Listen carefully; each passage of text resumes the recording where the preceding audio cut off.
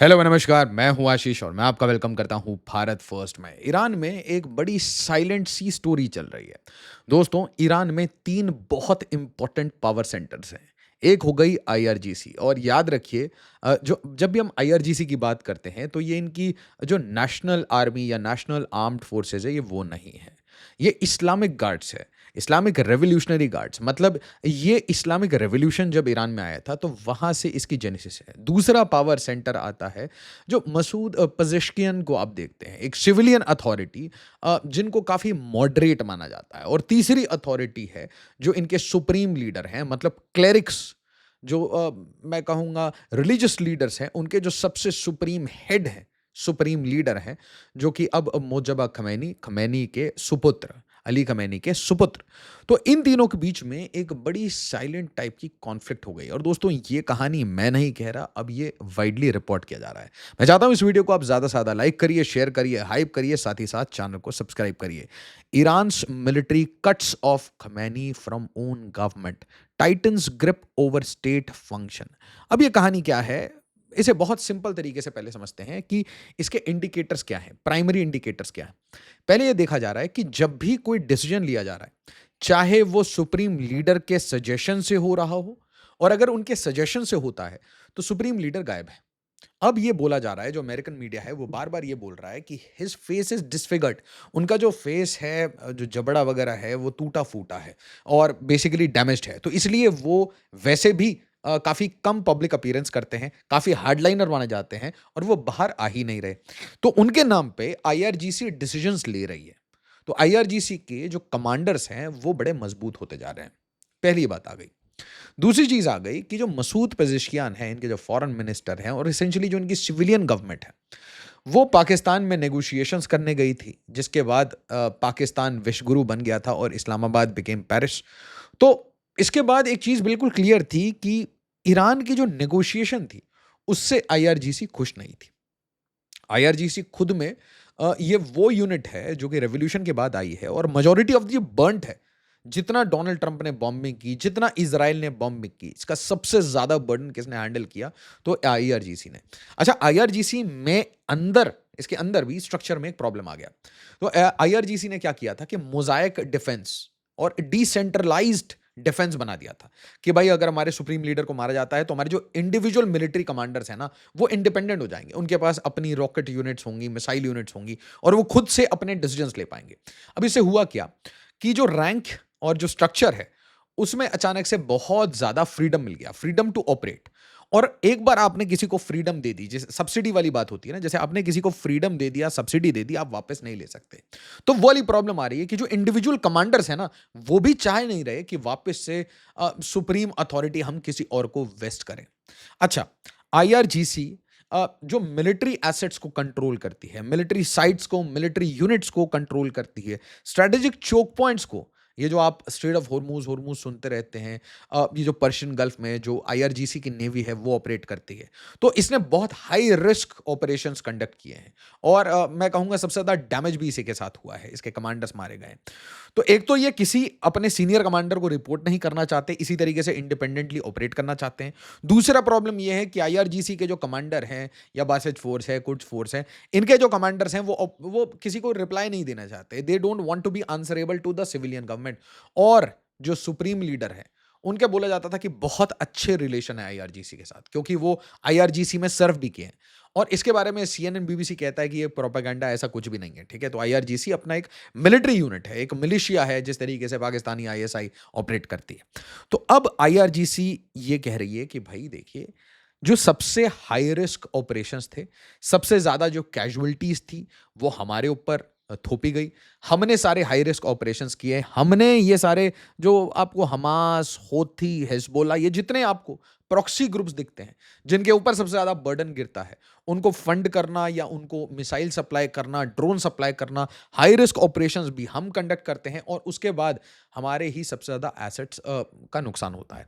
But जैसे ही शांति आती है या पीस वार्ता की बात आती है, तो एक सिविलियन गवर्नमेंट आती है और वो सिविलियन गवर्नमेंट, बोला जा रहा है, रिपोर्ट्स आर सेइंग कि सिविलियन गवर्नमेंट चाहती है कि भाई अगर न्यूक्लियर फिसाइल मटेरियल देना पड़े तो दे दो। अगर इंस्पेक्शन, अमेरिका चाहता है कि वो इंस्पेक्ट करे, ईरान की साइट्स को। तो अगर वो इंस्पेक्ट करना चाहते हैं तो इंस्पेक्ट करने दो। किसी भी तरीके से इकोनॉमी को शांत करो, किसी भी तरीके से जो इकोनॉमिक टर्मोइल है उसको शांत करो। इसके अलावा आईआरजीसी के साथ एक और प्रॉब्लम है। अब उनकी इंटेलिजेंस ये कह रही है कि जो लोग हैं, वो इस इकोनॉमिक टर्मोइल में फँस चुके हैं। क्यों इकोनॉमिक टर्मोइल है? इसको आप बहुत सिंपल तरीके से समझिए कि एक ऐसी कंट्री है जिसकी ज्योग्राफी बहुत ब्लेस्ड है। Geographically it is very blessed.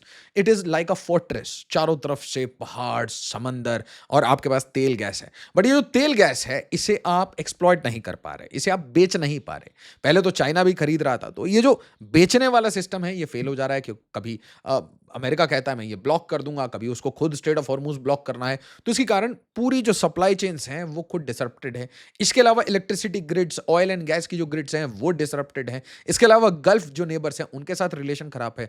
तो आपका जो तेल और गैस है वो एक्सपोर्ट नहीं हो पा रहा, तो कुल मिला के आप पैसे कमा नहीं पा रहे। इसके अलावा जो आपके पैसे थे, जो फॉरेन बैंक्स में थे, वो फ्रोजन है। और जो सिविलियन गवर्नमेंट है वो ये चाहती है कि ये जो फ्रोजन एसेट्स हैं इसको हम फटाफट निकलवा लें, अपनी न्यूक्लियर फसाइल मटेरियल दे दें और किसी भी तरीके से ईरान को शांत करें। और आईआरजीसी ये चाहता है कि भाई यहाँ पे जो नेगोशिएशंस हैं ये थोड़े टफ स्टांस के साथ, क्योंकि बहुत मैं कहूँगा ईरान के लिए बहुत हैवी कॉस्ट है, वेरी हाई कॉस्ट, ठीक है। तो एक तरीके से ये एक रेजिस्टेंस लड़ रहे थे और रेजिस्टेंस में इनकी बहुत ज्यादा डैमेज हुई है, मैसिव डैमेज।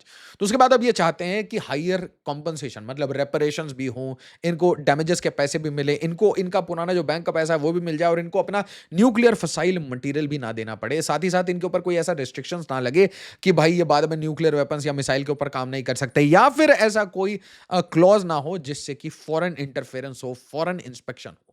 इन सब चीजों को लेकर और जो अली खमैनी के जो सुपुत्र हैं उनके मिसिंग सिचुएशन में आईआरजीसी के जो लोकल कमांडर हैं, मैं टॉप मिलिट्री कमांडर्स की बात नहीं कर रहा हूं, लोकल मिलिट्री कमांडर हैं, वो ऑटोनॉमस डिसीजंस ले रहे हैं। मतलब जो पॉलिटिकल आपकी लीडरशिप है उसकी बात सुनना ऑलमोस्ट खत्म कर चुके हैं। और जब भी पॉलिटिकल लीडरशिप कोई नाम प्रपोज करती है, कोई इंटेलिजेंस चीफ के बारे में बताता है या किसी भी इंपॉर्टेंट क्रिटिकल पोजीशन पे किसी को भी रखने की बात होती है, तो तुरंत आईआरजीसी उसे ब्लॉक कर देती है, इग्नोर कर देती है या फिर पॉकेट वीटो कर देती है। अब इसके कुछ मायने हैं जो आप समझ लीजिए। आईआरजीसी अगर किसी भी तरीके से इस पूरे इंटरनल कॉन्फ्लिक्ट में किसी भी तरीके से ओवर पावर करके पावर में आ जाती है, कंट्रोल में आ जाती है, तो इसका मतलब बड़ा सिंपल होगा। इसका मतलब ये होगा कि भाई वो कंप्लीटली कंट्रोल करेंगे अपने पूरे इस नेटवर्क को।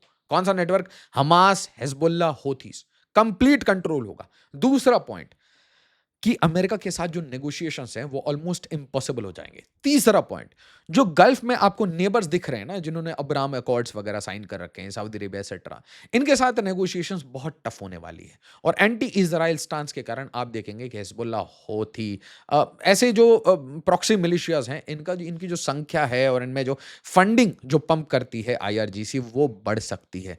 और इसके साथ आप ये भी देख सकते हैं कि जो ईरान में हल्की फुल्की जो डेमोक्रेसी की कोशिश है उसे वापस से रेस्ट करके कंट्रोल में ले लिया जाए। और ईरान की जो एलीट आईआरजीसी है वो फाइनली ईरान को एक मिलिट्री स्टेट की तरह चलाना चाहती है, क्योंकि एज वी स्पीक जो सबसे वाइडली रिस्पेक्टेड सुप्रीम लीडर थे वो है नहीं।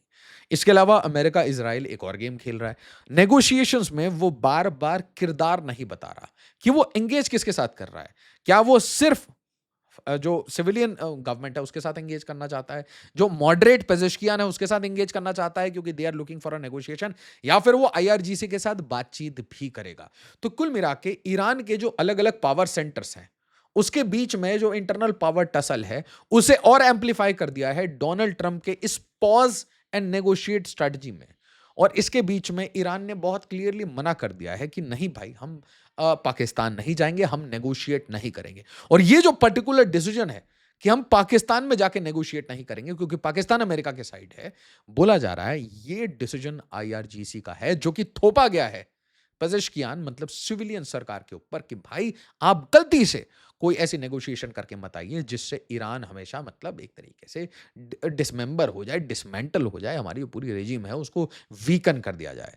बस प्रॉब्लम यह है कि तेल और गैस का जो पैसा है वो ब्लॉक्ड है, तेल गैस उसे एक्सपोर्ट नहीं कर सकते।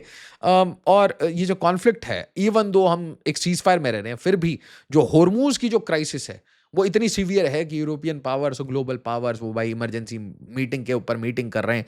जो एशियन जायंट्स हैं वो कह रहे हैं अब हमारे पास कोई अल्टरनेटिव भी नहीं है तेल और गैस का, स्ट्रेट ऑफ हॉर्मूज कब तक चोक करके रखोगे? तो ईरान के ऊपर उनके फ्रेंडली जो मतलब अच्छे दोस्त हैं वो तक प्रेशर बना रहे हैं, चाइना, भारत ये प्रेशर बना रहे हैं कि भाई खोल, क्या ड्रामा कर रखा है? और इसी के बीच में ट्रंप कह रहा है ठीक है, तुमको बंद करके रखना है रखो, फेस द रैथ, और मैं कभी भी वॉर शुरू कर सकता हूं अगर तुमने मुझे फिसाइल मटेरियल नहीं दिया। सो कुल मिला के आईआरजीसी बहुत बुरी तरीके से नेगोशिएशन के चंगुल में फंसा है। और इसलिए दोस्तों बोलते हैं कि आपने बैटलफील्ड में अगर कोई वॉर जीत भी ली हो तो ऐसा ना हो कि नेगोशिएटिंग टेबल में आपको नेगोशिएटर्स जो हैं वो वॉर हार के आ जाएं। ऐसा भारत के साथ आई थिंक शास्त्री जी के टाइम में हुआ था। अब where we won the war, ठीक है, Indian armed forces they won the war, negotiations Tashkent में अच्छी नहीं रही और उसके बाद भारत के प्रधानमंत्री भी चल बसे। इंपॉर्टेंट लेसन्स, वीडियो को लाइक शेयर और सब्सक्राइब जरूर करिएगा। एज ऑलवेज जय हिंद, जय भारत।